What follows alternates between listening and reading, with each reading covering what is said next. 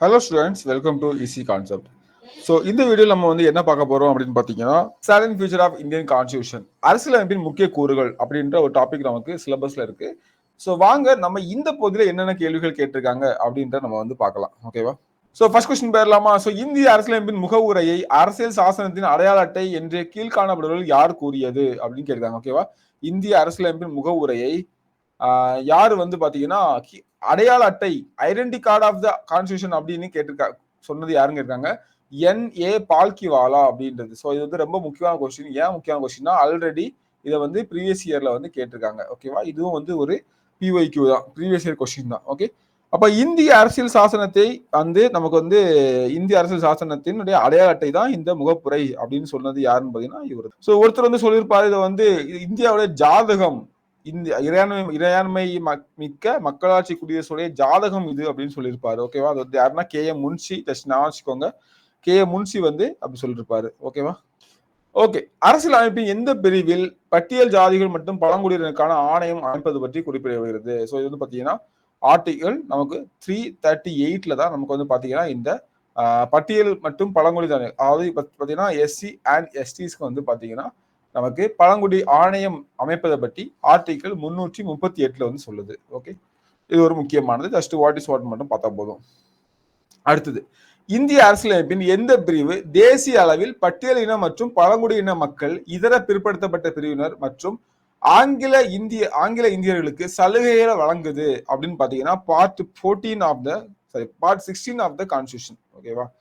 So part 16 of the Indian constitution நமக்கு வந்து என்ன சொல்லுன்னு பார்த்தீங்கன்னா, certain caste and tribe shall be represented in the Lok Sabha.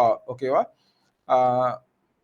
Lok Sabha, the lower house, Lok Sabha அப்படின்றது, and the பைகாமல் legislation. ஓகேவா? So அதுல வந்து பாத்தீங்கன்னா இன் ப்ரொபோர்ஷன் டு தேர் பாப்புலேஷன், அவங்க பாப்புலேஷனை பொறுத்து இவங்களுக்கு வந்து அதுல வந்து சலுகைகள் வழங்குது அப்படின்றத நமக்கு வந்து பார்ட் 16 ஆஃப் த கான்ஸ்டியூஷன் நமக்கு வந்து சொல்லுது. Identify the Constitutional Amendment Act that reduced the age voting from 21 to 18 years. அந்த கொஸ்டின் வந்து இல்லாத கொஸ்டின் பேப்பரே கிடையாதுன்ற அளவுக்கு நமக்கு அடிக்கடி கேட்டுட்டே இருக்காங்க. ஓகே, ஓகேவா? ஸோ இது வந்து நம்மளுடைய முக்கியமான ஒரு சாலியன்ட் ஃபியூச்சர். ஓகேவா? இது வந்து நமக்கு அரசியலமைப்புடைய ஒரு முக்கியமான சாலியன்ட் ஃபியூச்சர் அப்படின்னு சொல்லலாம். ஓகேவா? அதாவது அரசியலமைப்பின் சிறப்பு அம்சம் அப்படின்னு சொல்லலாம். ஸோ இதுல வந்து என்ன சொல்றாங்க, 18 வயது நிரம்பிய மக்கள் வந்து வாக்களிக்கிறதுக்கான உரிமையை வந்து கொடுக்குது. ஓகேவா? ஸோ வந்து என்ன சொல்றாங்கன்னா, வயது வந்தோர் வாக்குரிமை அப்படின்னு சொல்றது. ஓகேவா? பணம் இருந்தா வாக்கு போடலாம், படிச்சிருந்தா வாக்கு போடலாம் அப்படின்னு இல்லாம வயது வந்தோர் வாக்குரிமை. ஓகேவா? 18 வயசா இருந்துட்டா நீங்க வந்து ஓட்டு போடலாம் அப்படின்னு சொல்லிட்டு. ஆனா ஃபர்ஸ்ட்ல வந்து என்ன பண்ணாங்கன்னா 21 ஏஜ் தான் வந்து பாத்தீங்கன்னா ஓட்டிங் தான் வச்சிருந்தாங்க. ஸோ அதுக்கப்புறம் என்ன பண்ணிட்டாங்கன்னா ரெடியூஸ் டு என்ன மாத்திட்டாங்கன்னா 18 வயதா வந்து மாத்திட்டாங்க. ஸோ 18 ஏஜ் தான் வந்து ஓட் போடுறதுக்கு. இதை வந்து எதுல பண்ணாங்க அப்படின்னு பாத்தீங்கன்னா 1988ல 61வது சட்டப்பிரிவுல 61வது சட்ட திருத்தம், 61st constitutional amendment act. Okay, சட்ட திருத்தம் 61st கான்ஸ்டியூஷனல் அமெண்ட்மெண்ட் ஆக்ட் 1988ல வந்து இதை பண்ணியிருப்பாங்க. ஓகேவா?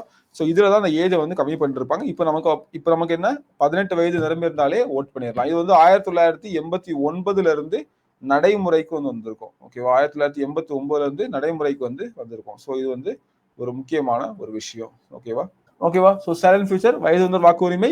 ஸோ 21 ஏஜ்ல இருந்து 18 ஏஜ் வரை 1988 61st கான்ஸ்டியூஷனல் அமெண்ட்மெண்ட் ஆக்ட் 1988ல தான் இந்த 21 வயசுல இருந்து 18 வயசே போதும் ஓட் போடுறதுக்கு அப்படின்னு சொல்லிட்டு சேஞ்ச் பண்ணிட்டு இருப்பாங்க. ஓகேவா? மத சார்பற்ற மக்களாட்சி பற்றிய பின்வரும் சொற்றொடர்கள் எது சரியானது? ஓகேவா? செக்குலர் டெமோக்ரஸி பற்றி கீழே கொடுத்துருக்கிறதுல எது வந்து கரெக்டானது அப்படின்னு சொல்லிட்டு வந்து கேட்குறாங்க. ஓகேவா? எது வந்து நமக்கு வந்து கரெக்டானது அப்படின்னு சொல்லிட்டு கேட்குறாங்க. ஸோ பார்க்கலாமா? ஸோ ஃபர்ஸ்ட் வந்து என்ன கொடுத்துருக்காங்க அப்படின்னு பார்த்தீங்கன்னா, அரசு எந்த ஒரு மதத்தாலும் கட்டுப்படுத்தப்படாது. ஓகேவா? So state will not be controlled by any religion. அரசு வந்து எந்த ஒரு மதமும் கண்ட்ரோல் பண்ண முடியாது. ஓகேவா? எங்க மதத்துல இப்படி சொல்லியிருக்குது, நீ என்ன இப்படி பண்ணிட்டு இருக்கான்னு சொல்லிட்டு கட்டுப்படுத்த முடியாது. அதான் வந்து செக்குலர் டெமோக்ரஸி. கரெக்ட். அடுத்தது, ஒவ்வொருடைய மதத்தின் நிமித்தம் அவர்கள் மீது அரசு பாகுபாடு காட்டாது, காட்டக்கூடாது. ஓகேவா? பாகுபாடு காட்டாது அப்படிதான் வருமா? ஓகேவா? ஸோ அது வந்து பார்த்தீங்கன்னா shown by the state against any person on account of his discrimination can't. Okay, so அப்போ இது வந்து தவறானது. இதெல்லாம் நமக்கு பார்த்தாலே தெரியுது இல்லையா? அடுத்து பாருங்க, ஒருவர் எந்த மதத்தை பின்பற்ற விரும்புகிறாரோ அதை கடைபிடிக்கும் உரிமையை அரசு அனைவருக்கும் உறுதி செய்கிறது. ஓகேவா? இதான் வந்து பாத்தீங்கன்னா என்னுடைய எண்ணங்களை வெளிப்படுத்தவும் நான் வந்து எனக்கு என்ன ஆர்டிக்கிள் இது நமக்கு வந்து எங்க சொல்லிருப்பாங்கன்னா மதம் சார்ந்த எல்லாமே நமக்கு வந்து பாத்தீங்கன்னா ஆர்டிக்கிள் 25 to 28. ஓகேவா? Very very important article. இதுல வந்து பாத்தீங்கன்னா நமக்கு என்னது ஃபண்டமெண்டல் ரைட், அடிப்படை உரிமைகள், ஃபண்டமெண்டல் ரைட்ல வந்து நமக்கு வந்து சொல்லியிருப்பாங்க. ஓகேவா? ஸோ ஆர்டிக்கிள் நமக்கு வந்து பாத்தீங்கன்னா ஆர்டிக்கிள் 25 to 28 வரை நமக்கு எப்படி பேசியிருப்பாங்க. இதெல்லாம் சொல்லிருப்பாங்க. ஒருவர் எந்த மதத்தினாலும் அவர் வந்து விரும்புகிறாரோ அதை நம்ம ஃபாலோ பண்ணலாம். அதுக்கான உரிமை வந்து ஸ்டேட் கொடுக்கும். ஓகேவா? அதை வந்து கண்ட்ரோல் பண்ணாது இந்தியாவை பொறுத்தவரையில். ஓகே, ஸோ இதான் வந்து பாத்தீங்கன்னா 1 and 3 இஸ் ரைட் ஆன்சர். ஓகேவா? 1 and 3 இஸ் ரைட் ஆன்சர், 2 வந்து தப்பு. ஏன் தப்புன்னு பார்த்தோம். கரெக்டா? Okay, next question. So India வந்து நம்ம ஆல்ரெடி பார்த்தோம், இந்தியா வந்து ஒரு மதம் சாராத அரசு அப்படிதானே. ஸோ இதுல இன்னொரு பாயிண்ட் சொல்றேன். இந்தியா வந்து இந்த மதம் சாராத அப்படின்றதுலயும் 2 இருக்குது. ஒன்னு ஓகேவா? ஒன்னு வந்து பாத்தீங்கன்னா நேர்முகம், ஒன்னு வந்து எதிர்முகம். அதாவது ஒன்னு வந்து பாசிட்டிவ் கைண்ட் ஆஃப் செகுலரிசம், ஒன்னு வந்து நெகட்டிவ் கைண்ட் ஆஃப் செகுலரிசம். இப்போ இந்தியா வந்து பாத்தீங்கன்னா positive kind of secularism. Okay, உங்களுக்கு பிடிச்ச வாடி பண்ணுங்க, நாங்க எல்லாத்துக்குமே சப்போர்ட் பண்றோம் அப்படின்னு சொல்லுவாங்க. ஓகேவா? ஸோ உங்க மதத்துல வந்து பர்கா அணிகிறது வழக்கமா, உங்க மதத்துல வந்து சிலுவை அணிகிறது வழக்கமா, உங்க மத குறியீடுகளை நீங்க வந்து நெத்தியில பட்டையாகவோ இல்ல திலகமாகவோ அணிவது சூடுவது வழக்கமா, ஓகே பண்ணிக்கோங்க அப்படின்றது இந்தியாவுடைய வழக்கம். ஓகேவா? ஆனா எல்லாருக்கும் அவங்க உரிமையை அவங்கவுங்க மதத்துடைய இதைப்படி ஃபாலோ பண்றதுக்கான உரிமைகள் இருக்குது அப்படின்னு சொல்லுவாங்க. ஆனா இன்னொரு இது இருக்குது. இது வந்து பாசிட்டிவ் கைண்ட் ஆஃப் செகுலரிசம். ஓகேவா? நேர்மறையான ஒரு மத சார்பின்மை அப்படின்றது. எதிர்மறையான மத சார்பின்மை நெகட்டிவ் கைண்ட் ஆஃப் செகுலரிசம் அப்படின்னு ஒன்று இருக்குது. அது என்ன sir negative kind of secularism அப்படின்னு கேட்டீங்கன்னா, அதுல வந்து என்ன பண்ணுவாங்கன்னா, இப்போ ஒரு கவர்மெண்ட் ஒரு அரசு வந்து சொல்லுது, நீ இதெல்லாம் பண்ணக்கூடாது, நீ வந்து எந்த மதத்தையும் ஃபாலோ பண்ணிக்கோ, என்னவும் பண்ணிக்கோ, நீ வெளியே வரும்போது இந்த மாதிரி வரக்கூடாது, நீ வெளியே வரும்போது எல்லாத்துக்கும் சமமா இருக்கணும் அப்படின்ற மாதிரி இருந்துச்சுன்னா அப்படிதான் பண்ணணும். ஓகேவா? இப்ப இந்தியாவில் வந்து பாத்தீங்கன்னா சீக்கியர்கள் வந்து கிருபான் வச்சுக்கலாம், அதே மாதிரி பாத்தீங்கன்னா அந்த தலையில டர்பன், அவங்க ஆர்மில இருந்தா கூடவே அந்த டர்பன் வந்து வச்சுக்கலாம், அந்த மாதிரியான இதெல்லாம் இருக்கு இல்லையா. சோ ஆனா வந்து பாத்தீங்கன்னா ஃபாரின்ல, அதாவது சில செக்குலர் கண்ட்ரீஸ்ல வந்து பாத்தீங்கன்னா அதை பண்ண முடியாது. ஓகேவா? நீ என்ன வேணாலும் இருந்துக்கோ, ஆனா நீ வந்து இங்க வரும்போது என்கிட்ட கவர்மெண்ட்டுக்குள்ள வரும்போது அந்த இதெல்லாம் நீ காட்டாத அப்படின்றது மாதிரியான ஒரு இது வந்து நெகட்டிவ் கைண்ட் ஆஃப் செகுலரிசம். அதுவும் செகுலரிசம் தானே, அதுவும் மத சார்பின்மை தானே, எல்லாத்தையும் வந்து சமமா ட்ரீட் பண்றதுதான். ஓகேவா? இங்க வந்து இந்தியாவில் வந்து நீ எல்லாத்தையும் உனக்கு பிடிச்ச நீ பண்ணிக்க, நீ சிலுவை போடணும் போட்டுக்கோ, நீ வந்து பட்டை போடணும் போட்டுக்கோ, நீ புர்கா போடணும் போட்டுக்கோ, கேப் போடணும் போட்டுக்கோ சொல்றது, கிருப்பணம் வச்சுக்கோன்னு சொல்றது. அங்க வந்து இதுவும் உனக்கு பிடிச்ச வச்சுக்கலாம், யாரையும் நான் வந்து இது பண்ணல அப்படின்னு சொல்றது. அங்க வந்து பாத்தீங்கன்னா இங்க வந்து எங்க மத சார்பு வரும் அப்படின்னு பாத்தீங்கன்னா, நீ பண்ணலாம் நீ பண்ணக்கூடாது, நீ பட்டை போடலாம் நீ சிலுவை போடக்கூடாது, நீ கேப் போடலாம் நீ வந்து பட்டை போடலாம், அப்படிதான் மத சார்பு வந்து வரும். ஸோ அது தவறு. ஓகே, ஸோ இது வந்து பாசிட்டிவ் கைண்ட் ஆஃப் செகுலரிசம். நெகட்டிவ்னா ஓகே இங்க வந்துட்டியா நீ எதுவுமே பண்ணிக்கூடாது அப்படின்ற மாதிரி இருக்குது. கரெக்டா? ஸோ அந்த ஒரு பாயிண்டே இதுல வந்து ஞாபகம் வச்சுக்கோங்க. Which of the following statement is true about the last line of the preamble of the constitution? ஓகேவா? Which of the following statement is true about the last line of the constitution? So preamble இருந்து question கேட்டாங்க, நம்ம லாஸ்டா பார்த்தோம், மாறி வந்துருது. So நீங்க answer பண்ணுங்க பார்க்கலாம். ஸோ அந்த வீடியோ பார்க்காதவங்க கண்டிப்பா பாத்துருங்க. பின்வரும் கூற்றுகளில் இது சரியான இந்திய அரசியலமைப்பு சட்ட முகவுரையின் கடைசி வரி அப்படின்னு சொல்றாங்க. ஓகேவா? So do hereby adopt, enact and give to the nation. இது நேஷன் வராது. ஓகேவா? இந்திய மக்களாகிய நாங்கள் எங்களுக்காக அப்படின்றது மாதிரி வரும். ஓகேவா? எங்களுக்கு அளித்துக் கொள்கிறோம் அப்படிதான் வரும். அதாவது நாட்டிற்கு அளிக்கிறோம் அப்படின்னு வராது. ஓகேவா? நாட்டிற்கு அளிக்கிறோம் வராது, சட்டத்தை இயற்றி நாட்டுக்கு அர்ப்பணிக்கிறோம் வராது, தேசத்துக்கு அர்ப்பணிக்கிறோம் அப்படின்ற வராது. ஓகேவா? ஸோ டெடிகேட் இதெல்லாம் வராது. நமக்கு வந்து ஈஸியானது இருக்குது. Do hereby adopt enact, highlight பண்ணிக்கிறேன். So do hereby adopt enact and give ourselves to this constitution. ஓகேவா? இவ்வழியாக அரசியலமைப்பு சட்டத்தின் தன்மையமாக்கி எங்களுக்கு அளித்துக் கொள்கிறோம் அப்படின்னு சொல்லிட்டு தான் நமக்கு வந்து வரும். ஓகேவா? ஸோ இதான் வந்து ரொம்ப முக்கியமான. ஸோ இந்த ஒரு பாயிண்ட் கீ வேணா பிடிச்சிங்கனாலே நீங்க வந்து ஆன்சர் பண்ணிடுவீங்க. ஓகேவா? லாஸ்ட் லைன்ல இருக்கும் அப்படிதானே. ஸோ அதாவது என்ன 26 நவம்பர் லெட்டர்லேயே எழுதியிருப்பாங்க. 26ன்னு தான் போட்டு போனாங்க, 20 TWNT அப்படி 26 நவம்பர் 1949 வந்து நாங்கள் இதை பண்ணிக்கிறோம் அப்படின்னு சொல்லிட்டு எங்களுக்கு பண்ணிக்கிறோம்னு சொல்லி லாஸ்ட் லைன் கொடுப்பாங்க அப்படின்னா. ஸோ ஃபர்ஸ்ட் லைன் வந்து பார்த்தீங்கன்னா வி த பீப்புள் ஆஃப் இந்தியான்னு சொல்லி ஆரம்பிக்கும், இந்திய மக்களாகிய நாங்கள். ஓகேவா? We the people of India ஆரம்பிக்கும். அடுத்து வந்து பார்த்தீங்கன்னா sovereign socialist secular democratic republic சொல்லியிருக்கோம். அதுக்கப்புறம் பார்த்தீங்கன்னா நமக்கு வந்து ஜஸ்டிஸ், ஈக்குவாலிட்டி, லிபர்ட்டி, ஃப்ரெட்டர்னிட்டி பற்றி பேசியிருக்கோம். இது வந்து இது நம்மளுடைய நேச்சரை பற்றி சொல்லும். இது வந்து எந்த வகையான பொலிட்டிக்கல் அப்படின்ற சொல்லும்.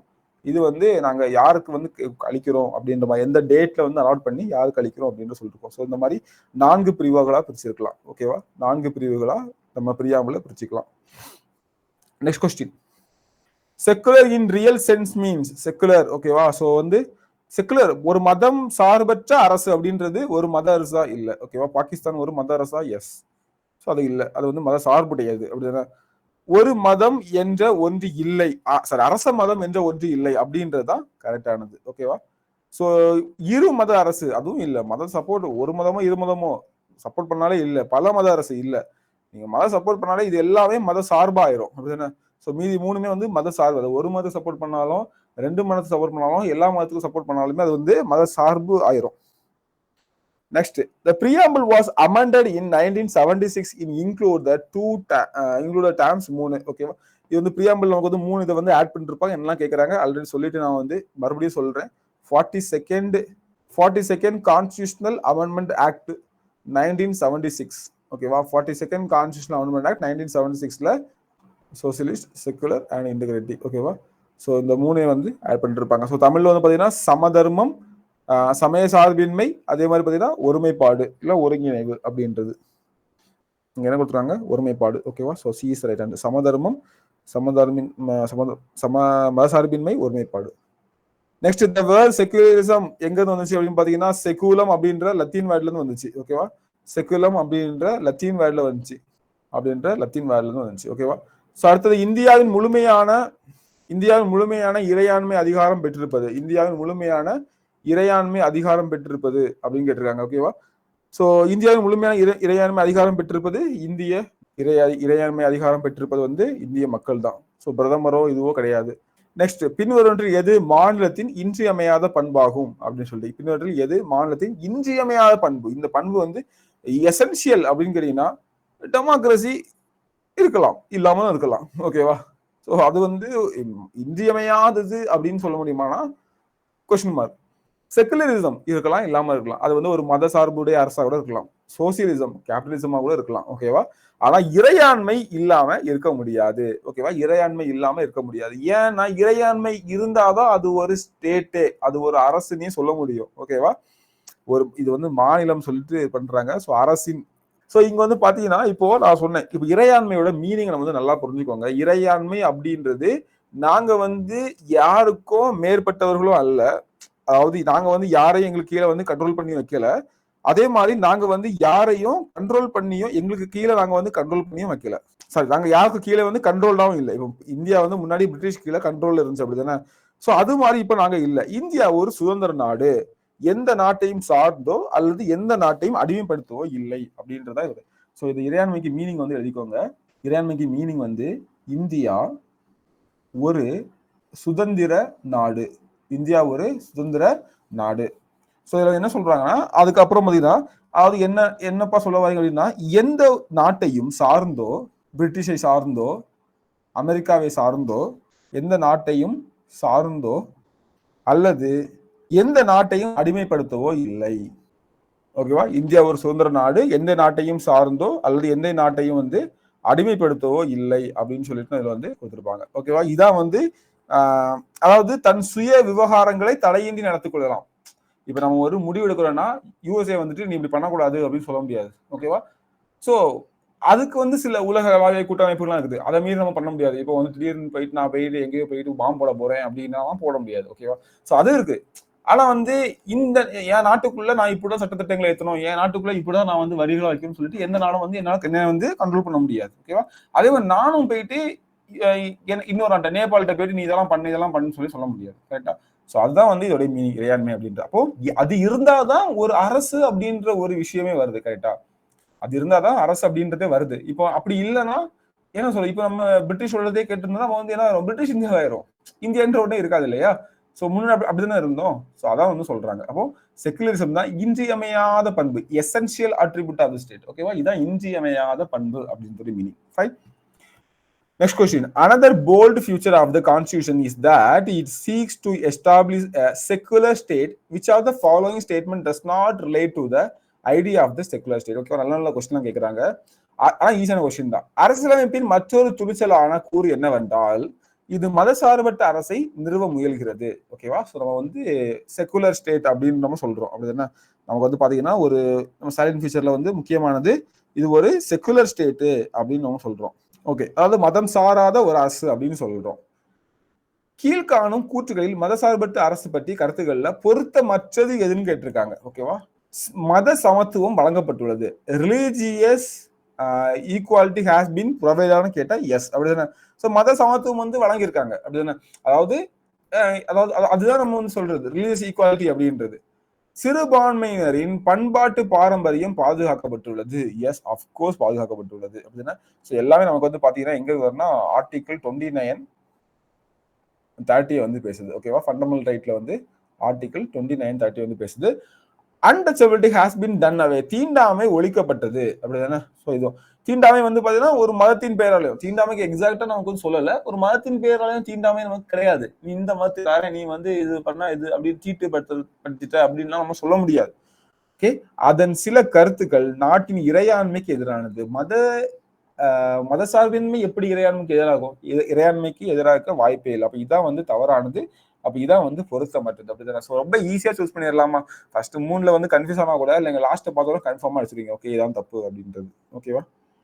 நான் செக்குலரிசம் பற்றி ஆல்ரெடி டீட்டெயிலாகவே எக்ஸ்பிளைனும் பண்ணிட்டேன் உங்களுக்கு. ஓகேவா? Next question. The Amendment Act related to the word socialist in the preamble of the Constitution India. ஓகேவா?